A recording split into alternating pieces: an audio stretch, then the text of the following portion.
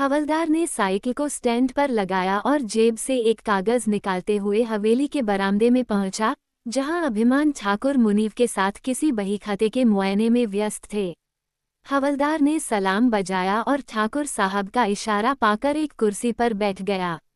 दरोगा ने भेजा है। ठाकुर ने बहीखाते से ध्यान हटाकर चश्माधारी आंखों से हवलदार को घूरते हुए पूछा। हवलदार ने हाँ में गर्दन हिलाई। तनिक रुको, फिर बतियाते हैं तुमसे। करीब 10 मिनट बाद बहीखाते का काम पूरा करके ठाकुर साहब ने मुनीब को चलता किया और हवलदार से मुखातिब हुए। कहो, हवेली पर अपना आदमी भेजने की का जरूरत पड़ गई तुम्हारे साहब को? जवाब में हवलदार ने कागज को ठाकुर साहब की ओर बढ़ा दिया।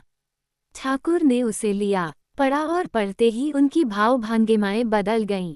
उन्होंने गहरी सांस लेकर मन में उफनते आवेश को शांत किया और फिर हवलदार से उन्मुख होकर तल्ख लहजे में बोले, मगज नाम की चीज है कि नहीं तुम्हारे साहब की खोपड़ी में? हमारा वेटवा उनकी चौकी पर गया और वो ये लब लेटर हवेली के दरवाजे पर भेज दिए।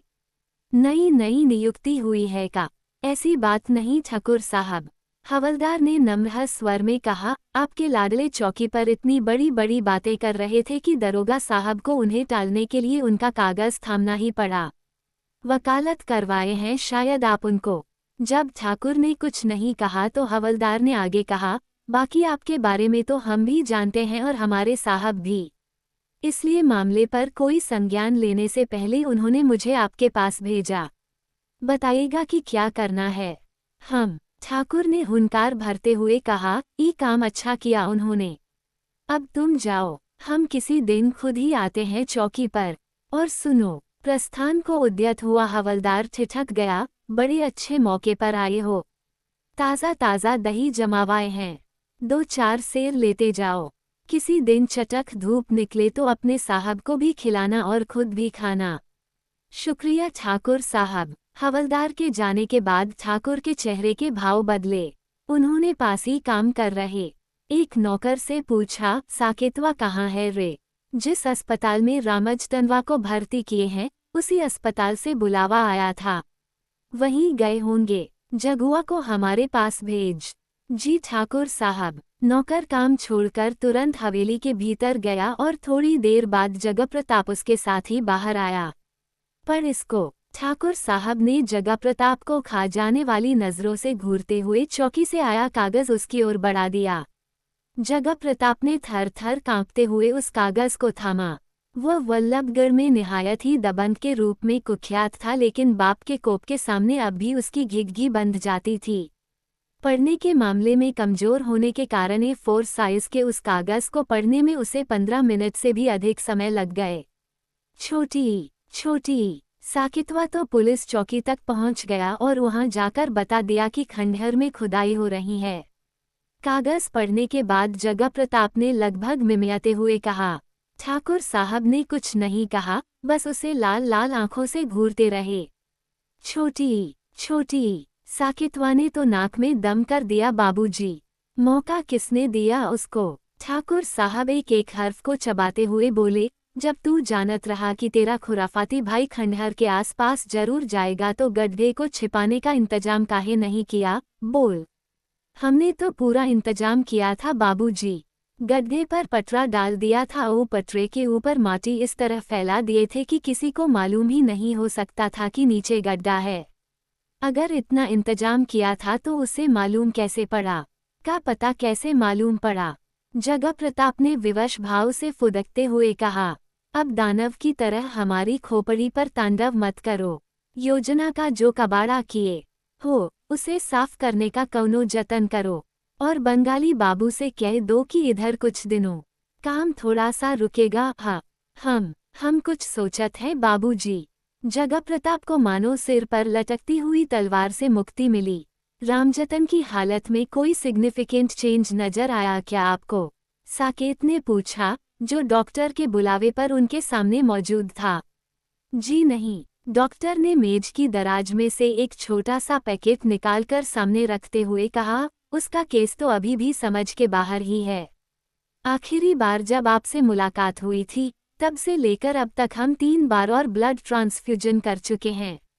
अगर आपने बीटी का खर्च वहन नहीं किया होता तो जिस रहस्यमय तेजी से उसमें खून की कमी हो रही है, उसके मद्देनज़र अब तक वह उसी तरह खत्म हो चुका होता जिस तरह लोग बताते हैं। लेकिन ये कब तक चलेगा डॉक्टर? साकेत ने चिंतातुर लहजे में कहा, कोई भी खर्च वहन करने की एक सीमा होती है। आई नो दैट, और मुझे इस बात का अफसोस है कि हम 15 दिन बाद भी किसी स्थायी समाधान पर नहीं पहुंच पाए हैं, सिवाय पेशेंट की मौत को टालने के।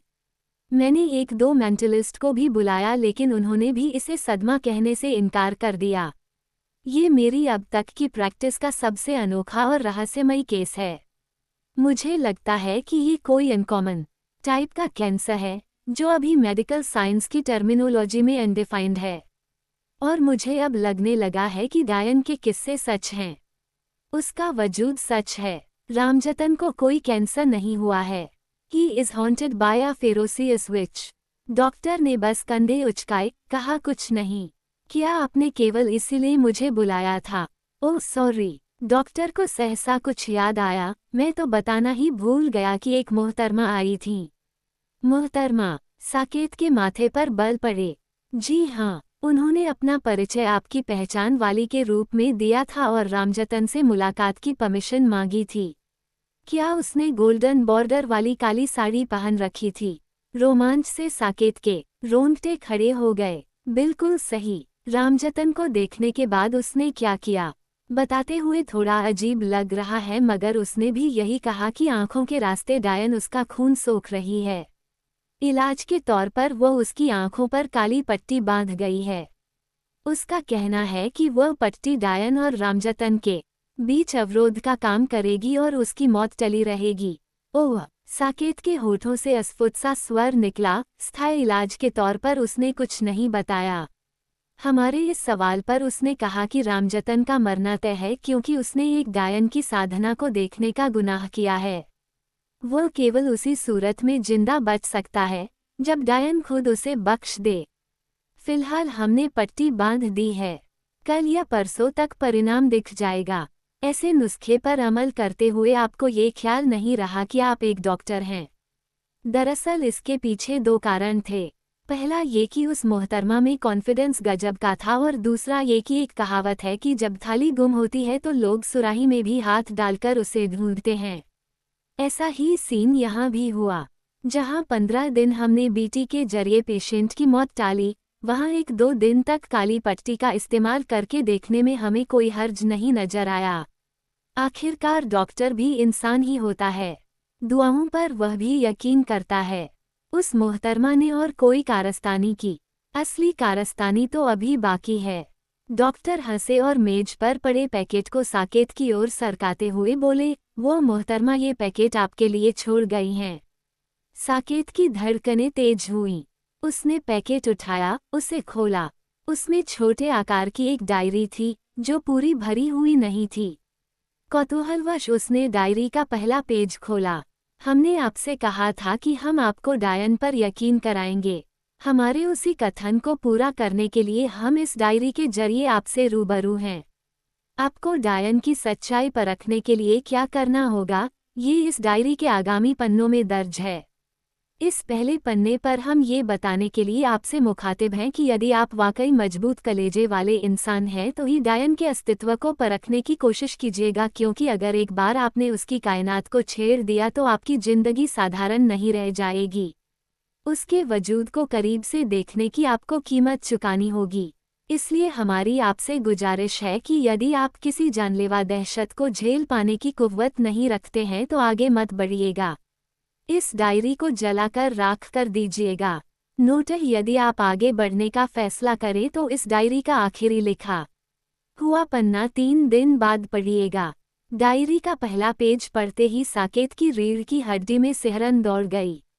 सुनस्त्रा के लिखने के लहजे में ही एक सर्द चेतावनी छिपी हुई थी जो किसी को भी दहशतजदा कर सकती थी। उसका अंदरूनी रोमांच चेहरे पर भी नुमाया हुआ, जिसे डॉक्टर ने बखूबी नोट किया। ऐसा क्या लिखा है इस डायरी में जो आपका चेहरा पीला पड़ता जा रहा है? वो भी महज एक पेज पढ़कर ही। कुछ नहीं। साकेत ने जल्दी से कहा और डायरी बंद करके खुद को सामान्य दिखाने की कोशिश करते हुए आगे बोला, उस मोहतरमा से जुड़ी कोई और जानकारी जो मुझसे साझा करने लायक हो? जानकारी तो नहीं है, लेकिन एक सवाल जरूर है मेरे मन में। कैसा सवाल? इतनी अजीब औरत से आपकी वाकफियत कैसे हुई? इस सवाल का जवाब तो खुद मुझे भी नहीं मालूम है। साकेत हंसा। बाय द वे, काली पट्टी ने रामजतन पर क्या असर किया, इसकी रिपोर्ट लेने मैं परसों आऊंगा। कहने के बाद साकेत ने कुर्सी छोड़ दी। मालदा, पश्चिम बंगाल। वो आदमी डाइनिंग टेबल पर था जब उसका नौकर रिंग करता हुआ सेलफोन लेकर उसके पास आया। उसने लंच पर ब्रेक लगाया, नेपकिन से हाथ पोंछा और सेलफोन लेकर कॉल पिक कर लिया। हर बार की तरह इस बार भी नौकर वहां से हट तो गया मगर गया नहीं, छिपकर उसकी बातें सुनने लगा। आज वो हॉस्पिटल गई थी, दूसरी ओर से सूचित किया गया। वजह? आदमी ने सर्द लहजे में पूछा। उसने एक बार फिर अपनी शक्तियों का इस्तेमाल किया। सिलसिलेवार बताओ, टुकड़ों में नहीं। आदमी का लहजा सख्त हुआ। दरअसल हॉस्पिटल में डायन का शिकार हुआ कोई आदमी एडमिट था। उसने उस आदमी को आंखों पर बांधने के लिए अभिमंत्रित की हुई काली पट्टी दी ताकि डायन आंखों से उसका खून न सोख सके और उसकी मौत टली रहे। अब कहाँ है वह? यहाँ से निकल चुकी है, कोलकाता जाने वाली ट्रेन में है। शायद वह मालदा वापस लौट रही है। नजर बनाए रखो। जी। कॉल डिस्कनेक्ट करने के बाद आदमी फिर से लंच में जुट गया। तनिक रुको तो। अभिमान ठाकुर का कड़क स्वर कानों में जाते ही हवेली के भीतर बढ़ते साकेत के कदम बरामदे में ही ठिठक गए। वह ठाकुर साहब की ओर मुड़ा। उनकी भाव भागिमाएं इंगित कर रही थीं कि वे काफी देर से उसी का इंतजार कर रहे थे। पास ही जगह प्रताप भी पूंछ कटे सांप की भांति फुफकारते हुए टहल रहा था। यहाँ आओ, हमारे सामने बैठो, ठाकुर साहब ने पूर्ववत कड़क लहजे में आदेश दिया। जब साकेत उनके सामने एक कुर्सी पर काबिज हो गया तो उन्होंने उसे जलती हुई निगाहों से घूरते हुए आगे कहा, कानून पढ़ लिए हो बेटवा तो हमारी खोपड़ी पर चढ़कर $28 और $। ठाकुर साहब के चेहरे पर क्रोध का दावानल नजर आ रहा था, फिर भी उनका स्वर अप्रत्याशित रूप से शांत था, जो इस बात का द्योतक था कि वे अपने अंदर धधकती ज्वालामुखी को बमुश्किल रोके हुए थे। साकेत भांप गया कि कामिनी ने ये क्यों कहा था कि उसने पुलिस चौकी जाने में जल्दबाजी कर दी। बात क्या हुई बाबूजी? उसने अनजान होने का सफल अभिनय किया। ई तो जानते हो न कि हमारा नाम अभिमान ठाकुर है। हाँ, ई भी जानते हो कि हम तुम्हारे बाप हैं। आखिर हुआ क्या है जो आप टांग खींच रहे हैं मेरी?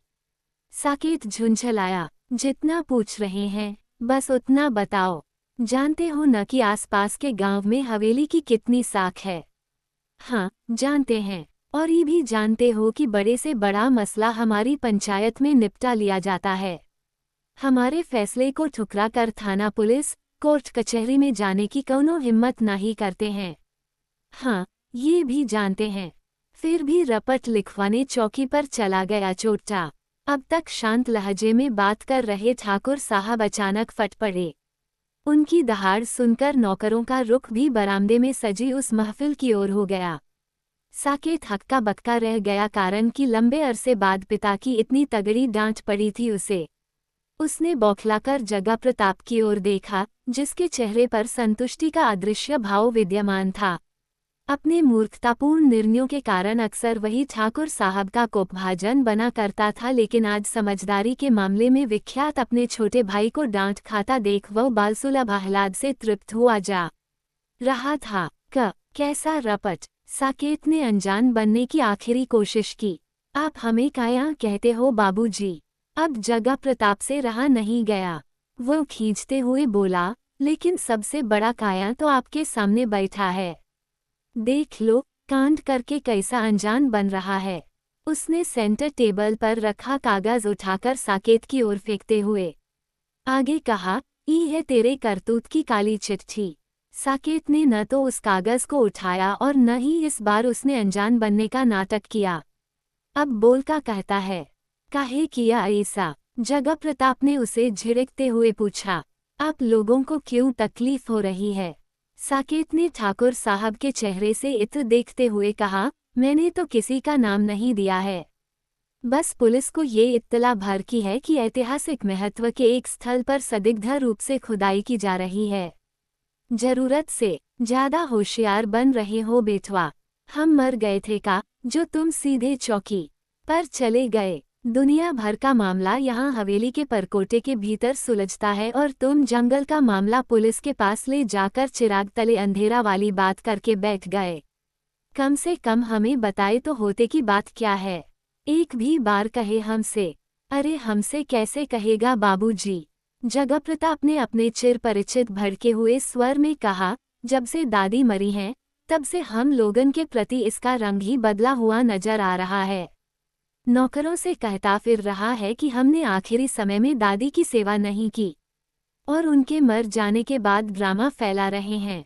आपकी पंचायत में सुलझने वाले मामले और मेरे मामले में अंतर है। साकेत ने जगह प्रताप की खुन्नस को नजरअंदाज करते हुए कहा, मेरा मुद्दा देश की ऐतिहासिक धरोहर से जुड़ा हुआ है। मैंने इंटरनेट से ancient monuments and archaeological sites and remains act 1958 के तहत प्रदेश के प्रोटेक्टेड मोन्यूमेंट्स की लिस्ट निकाली है और उस लिस्ट में डायनवाला व खंडहर यक्षिणी मंदिर के नाम से दर्ज है। इस एक्ट के क्लाज 32 और 1992 में वर्णित अधिसूचना के अनुसार संरक्षित स्मारकों की सीमा के भीतर और उससे आगे 200 मीटर के दायरे में किसी भी किस्म की खुदाई या निर्माण कार्य वर्जित है। ऐसे स्थलों को नुकसान पहुंचाना दंडनीय कृत्य के तहत आता है। इसलिए अगर उस खंडहर में कोई खुदाई हो रही है तो इस मामले में सीधे सीधे सरकार का दखल बनता है, आपका या आपकी पंचायत का नहीं। मत भूलिए कि जमींदारी प्रथा को खत्म हुए 70 साल से लंबा वक्फा गुजर चुका है। आपकी आभासी जमींदारी और पंचायत का रुतबा केवल तब तक है जब तक आपकी साख बरकरार है और यहाँ के लोगों में जागरूकता नहीं है। साकेत की खरी खरी बातों पर ठाकुर साहब की मुखाकृति कठोर हो गई। उन्होंने सर्द लहजे में कहा, पुलिस चौकी में दिया गया तुम्हारा कागज तो यू टर्न लेकर हमारे पास आ गया। अब क्या करोगे तुम? आंदोलन करोगे? मुझे उम्मीद है कि उसकी नौबत नहीं आएगी। मैं आपके खिलाफ नहीं हूँ। मैं बस उस धरोहर पर हो रहे गैर कानूनी काम के खिलाफ हूँ। उस अवैध उत्खनन को पुलिस रोके या इस क्षेत्र की प्रतिष्ठित शख्सियत और एक जिम्मेदार नागरिक होने के नाते आप रोकें, मुझे फर्क नहीं पड़ता। बस वह अवैध खनन रुकना चाहिए और इसके पीछे कौन है, ये जाहिर होना चाहिए। साकेत का मूल उद्देश्य सुनकर ठाकुर साहब की भावभंगिमाएं नरम पड़ी। उन्होंने जगह प्रताप की ओर देखा। दोनों के बीच कोई मूक सहमति बनी। ठीक है, ठाकुर साहब साकेत से मुखातिब हुए, हम तुम्हारी बात का मान रखते हैं। हम पता करवाते हैं कि वो खुदाई कौन करवा रहा है, लेकिन हमारी एक बात का मान तुम भी रखो कि आज के बाद अगर तुमको कुछ भी गलत नजर आए तो खबर पहले हम तक पहुंचाओ। यहाँ के लोग कचहरी और पुलिस से ज्यादा अभिमान ठाकुर पर भरोसा करते हैं, वही भरोसा तुम भी करो। ठाकुर साहब के लहजे में चेतावनी का पुट था। साकेत ने उसे महसूस भी किया लेकिन कहा कुछ नहीं और उठकर हवेली में चला गया। अब इसका मुंह बंद रखने के लिए जल्दी से कौनो कहानी गढ़ो। साकेत के जाने के बाद ठाकुर साहब ने जगह प्रताप को लक्ष्य करके कहा। प्रत्युत्तर में उसने सहमति में गर्दन हिलाई। साकेत ने डायरी के सारे पन्ने पढ़ लिए थे, सिवाय उस आखिरी पन्ने के जिसे 3 दिन बाद पढ़ने की हिदायत थी। पहले पन्ने पर लिखी सुनस्त्रा की चेतवानी ने उस पर मनोवैज्ञानिक प्रभाव जरूर डाला था, लेकिन वो प्रभाव डायन की सच्चाई जानने की उसकी प्रबल उत्कंठा के आगे टिक नहीं सका था और अंततः उसने फैसला कर लिया था कि वह डायरी में लिखे टोटके को अमल में लाएगा और डायन की दुनिया में झांकने का जोखिम मोल लेगा। उसने डायरी को बंद करके तकिए के नीचे रखा और खिड़की के पास खड़ा होकर बाहर फैले घटाटोप अंधेरे को घूरते हुए अपनी जिंदगी में दहशत को आमंत्रित करने के फैसले पर पुनर्विचार करने लगा। आज रात अमावस्या थी। 12 बजने में महज 15 मिनटों की दरकार थी। साकेत ने चमगादड़ की हड्डी से बनी उस अंगूठी को मुट्ठी में भींच लिया जो उसे डायरी से ही बरामद हुई थी। सुनस्त्रा ने बड़ी कुशलतापूर्वक डायरी के पन्नों के बीच जगह बनाकर उस अंगूठी को भी डायरी के साथ ही उस तक पहुंचा दिया था। आखिरकार पुनर्विचार का समय समाप्त हुआ और साकेत इस फैसले पर एकमत हो गया कि अगर दादी की मौत के राज से वाकिफ होना है और हवेली पर मंडरा रहे डायन के खौफ की जड़ों तक पहुंचना है तो जोखिम लेना ही होगा, क्योंकि दरिया के किनारे खड़े रहकर उसकी गहराई का सटीक अंदाजा कभी नहीं लगाया जा सकता। ये क्रिया आपको तब करनी है जब हवेली का हर एक सदस्य नींद के हवाले हो चुका हो। डायरी में लिखी इस हिदायत के प्रति आश्वस्त होने के लिए वो कमरे से बाहर आया। पूरी हवेली में सन्नाटा पसरा हुआ था। उस घर में जाग होने की अधिकतम समय सीमा 10 बजे तक थी। इस वक्त 12 बजने जा रहे थे, इसलिए किसी के जागने की संभावना यूं भी न के बराबर थी, लेकिन फिर भी साकेत कामिनी के कमरे की ओर बढ़ गया, क्योंकि कभी कभी वह किसी किताब की रोचकता की गिरफ्त में यूं जकड़ जाती थी कि 2 बजे तक जागती रह जाती थी। अभी वह अभीष्ट कमरे से कुछ ही दूरी पर था कि उसका दरवाजा खुलता हुआ नजर आया। वह तेजी से एक खंभे की ओट में छिप गया।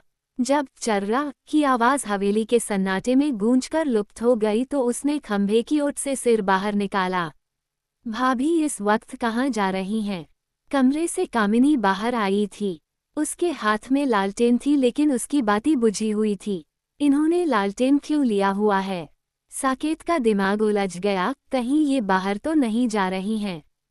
कामिनी इधर उधर देखते हुए दबे पांव चल रही थी। इतने दबे पांव की घोर सन्नाटा होने के बावजूद उसके कदम कोई आहट नहीं उत्पन्न कर रहे थे। साकेत के जेहन से सुनस्त्रा के टोटके का ख्याल रुखसत हो गया और उसे कामिनी के उस नए रूप का राज जानना हर कामों से ज्यादा जरूरी लगने लगा। कामिनी सीढ़ियां उतरकर आंगन में पहुंची और गौतमी बुआ के कमरे की ओर बढ़ गई। दरवाजे पर पहुंचकर उसने विशेष अंदाज में धीमे से थाप दी। गौतमी भी शायद जाग रही थी, क्योंकि कामिनी के संकेत देने के बाद 10 सेकंड भी नहीं गुजरे थे कि दरवाजा खुल गया और उसके कमरे में समाते ही फिर से बंद हो गया। परिवेश दोबारा सन्नाटे में डूब गया। ठीक उसी क्षण साकेत भी दरवाजे पर पहुंचा और उससे कान सटाकर अंदर की गतिविधियों का जायजा लेने लगा। पूजा पूरी नहीं हो रही है न? भीतर से गौतमी बुआ का कुपित स्वर आया। हाँ, हम क्या बताएं बुआ, हमें तो। जवाब में कामिनी का घबराया हुआ स्वर बाहर आया। अब जो होगा वहां जाकर ही पता चलेगा। जब बुआ की आवाज दोबारा सुनाई दी तो साकेत ने अनुमान लगाया कि वे परेशान थीं। भरे समाज में ब्राह्मण हवेली के भोज में पानी उड़ेलकर चले गए। हल्ला मच गया पूरे गांव में कि ब्राह्मणों को हवेली में किसी बुरी शक्ति के होने का अनुभव हुआ। कुछ देर तक खामोशी रही, फिर बुआ का स्वर आगे सुनाई पड़ा, कहीं कुछ तो गड़बड़ हुई है। तभी बुआ ने जानबूझकर कथन अधूरा छोड़ दिया। साकेत दरवाजे से कान लगाए हुए खड़ा रहा, लेकिन बुआ ने उस वाक्य को आगे नहीं बढ़ाया और विषय बदलकर बोली, अब खड़े खड़े हमारा मुंह का ताक रही है। लालटेन की बाती जला और चल। कुछ क्षणों बाद साकेत ने 2 जोड़ी कदमों को दरवाजे की ओर बढ़ते हुए महसूस किया। वह तुरंत दरवाजे से हटा और एक ओट में छिप गया। कमरे से कामिनी और बुआ बाहर आईं। कामिनी ने लालटेन जला ली थी। दोनों ने पैरों में स्लीपर और बदन पर साल डाल लिया था। कामिनी को लालटेन के साथ अपने कमरे से बाहर आता देख साकेत ने जो अनुमान लगाया था वह सही था। वे दोनों सचमुच बाहर जा रही थीं, मगर कहाँ और क्यों? इस सवाल का उसे कोई संभावित जवाब न सूझ सका। बुआ की बातों से ये साबित हो गया था कि 13वीं के दिन ब्राह्मणों को हवेली में किसी अपवित्र शक्ति की मौजूदगी का जो अनुभव हुआ था वो बेसबब नहीं था। हवेली में वाकई कुछ था और उस कुछ से हवेली के लोग भी नावाकिफ नहीं थे। वह कुछ ब्राह्मणों की आध्यात्मिक दृष्टि से छिपा रहे, इसके लिए बुआ ने कामिनी को कोई उपाय बताया था, मगर वह उपाय पूरा नहीं हो सका था और वह कुछ ब्राह्मणों की राडार पर आ गया था। क्या है वो कुछ? अगर भाभी को उस कुछ के बारे में पता है तो उन्होंने मुझे कभी क्यों नहीं बताया? क्या उस कुछ का संबंध डायन से है? क्या डायन का रिश्ता इस हवेली से भी जुड़ा हुआ है? दादी ने कभी मुझे डायन के बारे में नहीं बताया, तो क्या इसीलिए ताकि डायन के इस हवेली से जुड़े होने के राज पर पर्दा पड़ा रहे? साकेत उपर्युक्त सवालों में ही उलझा हुआ था कि हवेली के पिछले दरवाजे के खुलने की आवाज उसके कानों में पड़ी। वह सवालों के भंवर से बाहर आया, लेकिन तब तक बुआ और कामिनी बाहर निकलकर दरवाजे के कपाट बंद कर चुकी थीं। वो दौड़कर दरवाजे तक पहुंचा और यहीं पर एक बड़ी विफलता उसके हाथ लगी। वे दोनों बाहर निकलने के बाद दरवाजा बाहर से बंद कर चुकी थीं। Damn it! वो हथेली पर मुक्का मारते हुए बड़बड़ाया, अब कैसे उनके पीछे जाऊं? मेन दरवाजे से बाहर निकलने पर नौकरों की नींद खुलने का डर था, फिर भी उसने जोखिम उठाने का निर्णय लिया। वो हवेली के मुख्य दरवाजे पर पहुंचा, हौले से दरवाजे की छिटकनी गिराई और बाहर आ गया। अच्छा संयोग ये रहा कि न तो हवेली के किसी नौकर की नींद खुली और न ही इस वक्त चौकीदार जाग रहा था। उस पर ठंड और आलस का मिला जुला असर ये हुआ था कि बरामदे में उसके खर्राटे गूंज रहे थे। साकेत समय न गंवाते हुए घूमकर हवेली के पीछे बगीचे में पहुंचा। अपनी मौजूदगी को छिपाने के लिए उसने रोशनी का कोई प्रबंध नहीं किया था, लेकिन बगीचे में पहुंचने पर उसे बोध हुआ कि उस समझदारी का अब कोई औचित्य नहीं था, क्योंकि वह जिनका पीछा करने के इरादे से यहाँ आया था वे नदारद हो चुकी थीं। लाख कोशिशों के बावजूद उसके बाहर आने में देर हो गई थी और कामिनी व बुआ वहां से गायब हो चुकी थीं। इतनी सर्द और अंधेरी रात में आखिर वे दोनों कहाँ गई होंगी? साकेत ने दूर दूर तक फैले हुए अंधेरे को ताड़ते हुए खुद से पूछा, ताकि कहीं से लालटेन की रोशनी नजर आ जाए, मगर कहीं कोई रोशनी नजर नहीं आई। किसी राज तक पहुंचने का सुनहरा मौका गंवाकर वह हाथ मलता हुआ हवेली के सामने आ गया। चमगादड़ की हड्डी की अंगूठी अब भी उसके हाथ में थी। केवल बुआ और कामिनी ही थी जो जाग रही थी, मगर अब वे दोनों हवेली में नहीं थीं और इस प्रकार इस क्षण हवेली में मौजूद हर शख्स नींद के हवाले था। यानी कि सुनत्रा का टोटका पूरा करने का सबसे मुफीद वक्त था ये।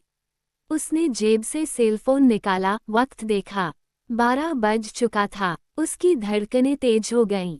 सुनस्त्रा की लिखी हुई चेतावनी मानो उसके कानों में गूंज उठी।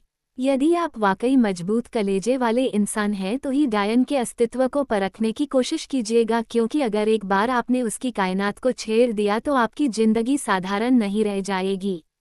उसके वजूद को करीब से देखने की आपको कीमत चुकानी होगी। साकेत के रोंगटे खड़े हो गए, मगर वह अपने फैसले से नहीं डिगा। थोड़ी देर पहले बुआ और कामिनी का जो नया रूप सामने आया था उसका भी कुछ असर था, जो डायन की सच्चाई से वाकिफ होने के प्रति उसका पजेसन और बढ़ गया था। उसने बाईं हथेली फैलाए और अंगूठी को उस पर रखने के बाद उलझुलू शब्दों वाला वह मंत्र याद करने लगा जो डायरी में दर्ज था और जिसके प्रयोग के बिना टोटका बेअसर था। जब मंत्रों के शब्द भली भांति उसकी दिमाग में बैठ गए तो उसने जेब से चाकू निकाला और डायरी के अधोलिखित निर्देश को याद किया। जब आप अपना भला बुरा अच्छी तरह सोच लेने के बाद ये फैसला कर ले कि जंगल में रहने वाली उस डायन को करीब से देखना है तो ही तुरंत परिणाम देने वाले टोटके के इस निर्णायक चरण को अमल में लाएं, अन्यथा भूलकर भी मंत्र का उच्चारण न करें और न ही अपने खून के छींटों से अंगूठी की शक्तियों को जगाएं। ध्यान रहे कि आपका एक गलत फैसला आपकी जिंदगी को जहन्नुम बना सकता है, क्योंकि डायन की कायनात में पीछे लौटने के रास्ते नहीं हैं। पीछे न लौटने का फैसला साकेत ने भी कर लिया था, इसलिए उसने आंखें बंद करके एक गहरी सांस ली, चित्त को एकाग्र किया और अभीष्ट मंत्र बुदबुदाने लगा। मंत्र की पुनरावृत्ति करते करते जब आपकी मानसिक अवस्था इस दशा में पहुंच जाए कि आपको अपना अस्तित्व हवा का एक झोंका लगने लगे और आसपास की आवाजें किसी अंधकूप से आती हुई महसूस होने लगे, तो अपनी आंखें खोलें और मंत्र की पुनरावृत्ति सतत रखते हुए चमगादड़ की हड्डी से बनी अंगूठी को अपने लहू से रक्तरंजित करें, क्योंकि वह अंगूठी ही उस दरवाजे की चाबी है जिससे गुजरकर एक साधारण इंसान डायन से रूबरू होता है। साकेत जब डायरी में लिखे उक्त निर्देश के अनुसार वांछित मानसिक अवस्था में पहुंच गया तो उसने आंखें खोलीं। उसकी दृष्टि धुंधली पड़ चुकी थी और वह खुद को हवा में तैरते हुए महसूस कर रहा था। धरातल पर होने के बावजूद वह अपने पैरों से जमीन को यूं टटोल रहा था जैसे उन्हें टिकाने की कोशिश कर रहा हो। गांव में कुत्तों के भौंकने की आवाज अब वाकई उसे कहीं दूर से किसी अंधकूप से आती हुई लग रही थी, लेकिन वह हैरान नहीं हुआ, क्योंकि डायरी की बदौलत ये मालूमात उसे पहले ही हो चुकी थी कि किसी इंसान पर ये मानसिक अवस्था तब आती है जब वह अपनी दुनिया और डायन की दुनिया की सीमा रेखा पर खड़ा होता है। इसके बाद बस एक कदम की दरकार होती है और उस इंसान के लिए उसकी दुनिया व डायन की दुनिया एक हो जाती है। फिर उसे डायन की सच्चाई को मानने के लिए किसी सबूत की जरूरत नहीं रह जाती है, क्योंकि तब वह सब कुछ अपनी आंखों से देखता है। साकेत ने मंत्रोच्चार को सतत रखते हुए चाकू पर अपनी पकड़ मजबूत की और दर्द सहन करने के लिए मानसिक रूप से तैयार होकर अपनी उस खुली हुई हथेली पर चाकू का फल फिरा दिया, जिस पर अंगूठी रखे हुए था। हथेली से गर्म लहू बाहर उबला और वो रहस्यमयी अंगूठी खून से भीगने लगी।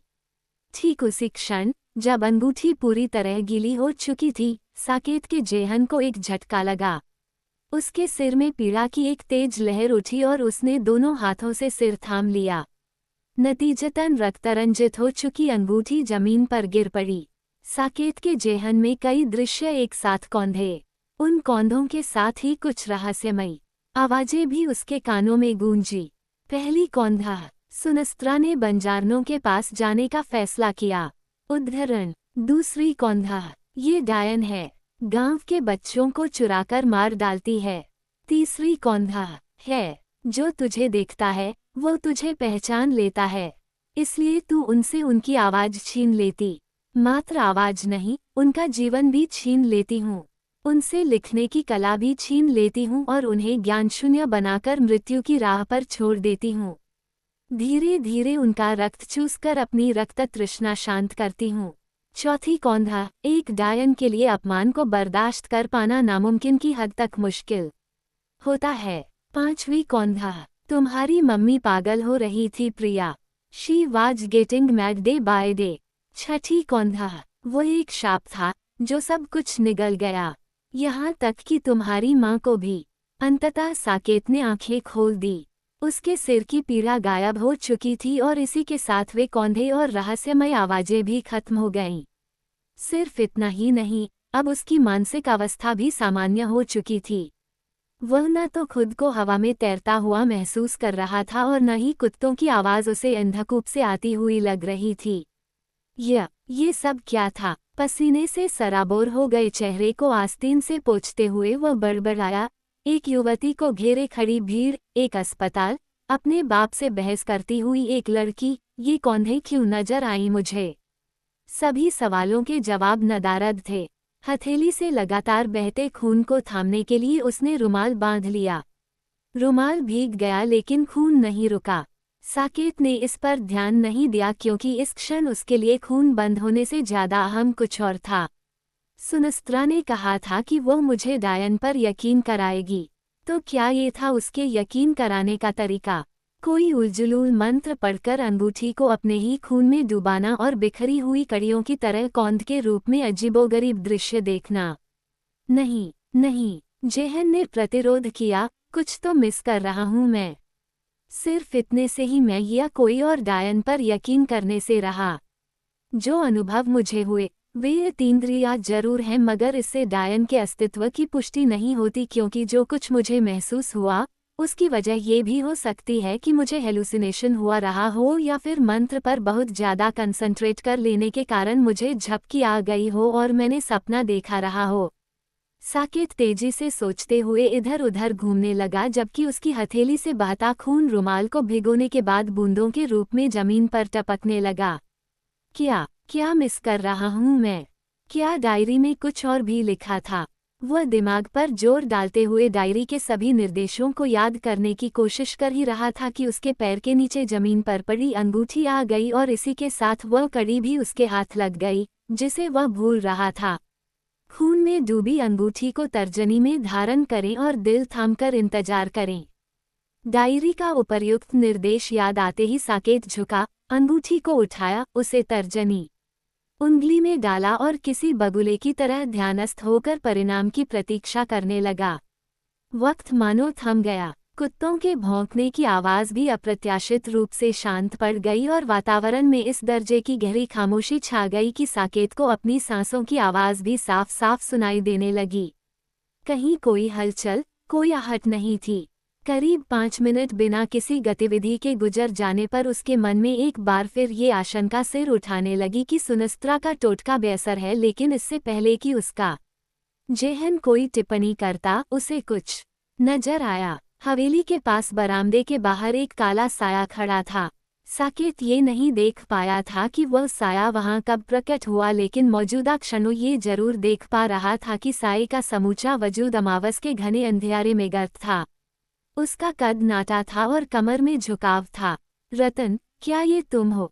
यद्यपि साये की कद काठी के मद्देनजर साकेत को ये इल्म था कि वह चौकीदार नहीं है, फिर भी उसने आश्वस्त होने के लिहाज से उसे चौकीदार का नाम लेकर पुकारा। साये की ओर से कोई प्रतिक्रिया नहीं आई। वह पत्थर के बुत की मानिंद यथास्थान पर खड़ा रहा। कौन है? साकेत ने आशंकित लहजे में पूछा, लेकिन इस बार भी कोई प्रतिसाद न पाकर उसके रोंगटे खड़े होने लगे। डर एक बार फिर उसके जेहन पर कब्जा जमाने लगा। उसकी हिम्मत दोबारा कुछ बोलने की नहीं हुई। उसने कांपते हाथों से जेब से सेलफोन बाहर निकाला और फ्लैश लाइट ऑन करके साये पर रोशनी डाली। इधर साया रोशनी की जद में आया, उधर साकेत के होठों से भयमिश्रित सिसकारी निकल पड़ी। दादी। वह बूढ़ी औरत एक बार फिर साकेत की आंखों के सामने थी, जिसे मरे हुए 20 दिन होने को थे और जिसे वह 2 बार पहले भी देख चुका था। वही झुर्रियों वाला चेहरा और उस पर भय की सर्जना करने वाले रहस्यमय भाव, जिसे उसने 13वीं की पिछली रात हवेली के पीछे बगीचे में देखा था। आज भी वह नवजात बच्चा उनकी गोद में था, लेकिन आज वह नींद की आगोश में था, स्तनपान नहीं कर रहा था। दादी के चेहरे पर इस कदर सफेदी व्याप्त थी, मानो कोई लाश लंबे समय तक पानी में पड़ी रही हो। न तो उनकी पलकें झपक रही थीं और न ही उनके जिस्म में ऐसी गतिविधि नजर आ रही थी जो उनके जिंदा होने की परिचायक होती। उन्हें देखकर जेहन बस इसी एक नतीजे पर पहुंच रहा था कि एक लाश अपने पैरों पर खड़ी हो गई है। ये सुनस्त्रा का टोटका क्या गुल खिला रहा है? डायन के सबूत के तौर पर मुझे दादी क्यों नजर आ रही हैं? साकेत ने अपनी कटी हुई हथेली को दबाया। उसे दर्द का एहसास तो हुआ, लेकिन सामने मौजूद दृश्य नहीं बदला, यानी कि इस बार न तो उसे कोई भ्रम हो रहा था और न ही वह नींद में चल रहा था। उसके सामने सचमुच दादी थीं। सहसा बरामदे में उजाला हो गया और साकेत का ध्यान दादी पर से हटकर बरामदे में गया। वहाँ क्या कर रहे हो साकेत भैया? बरामदे में खड़े रतन ने आशंकित स्वर में पूछा। साकेत ने कोई जवाब नहीं दिया। उसकी निगाहें एक बार फिर दादी पर आकर ठहर गईं। बरामदे में उजाला हो गया था। रतन भी जाग गया था, लेकिन दादी अब भी वहीं पर खड़ी थीं। हैरान करने वाली बात ये थी कि वे रतन के ठीक सामने थीं, लेकिन रतन के हाव भाव से लग रहा था कि वे उसे नजर नहीं आ रही थीं। साकेत के जिस्म का तनाव शिथिल पड़ गया। उसकी सांसें तेज होने लगी और उसे पांवों पर खड़े रहना मुश्किल लगने लगा। वो किसी ढहती हुई दीवार की तरह जमीन पर गिर पड़ा। अरे क्या हो गया आपको? रतन बेतहाशा भागते हुए उस तक पहुंचा और उसे संभालते हुए बोला, अरे बाप रे, इतनी कड़ी सर्दी में भी आपका बदन तवे के जैसन काहे जल रहा है? ओ, आप कांप तो ऐसे रहे हैं जैसे आपको ठंडी लग रही हो। ईका, आप तो अपनी हथेली भी काट बैठे हैं। साकेत चाहकर भी कुछ नहीं बोल पाया। उसकी निगाहें केवल दादी पर ठहरी रहीं। उस दादी पर जिनकी रहस्यमय भाव भंगिमाएं मानो कह रही थी, अभी तो केवल शुरुआत है। उधर का दिख रहा है आपको? बताइए हमको, क्या दिखा रहा है आपको? साकेत की निगाहों को एक विशेष दिशा में ठहरा हुआ देख रतन की निगाहें भी उस दिशा में उठी, मगर उसे कुछ नहीं नजर आया। इससे पहले कि वह आगे कुछ सोचता, उसकी गोद में साकेत का बदन ढीला पड़ गया। उसने घबराकर उसकी नब्ज टटोली, फिर उसे आहिस्ता से जमीन पर लिटाकर हवेली के भीतर भागा और आंगन में जाकर जोर जोर से चिल्लाने लगा, साकेत भैया बेहोश हो गए।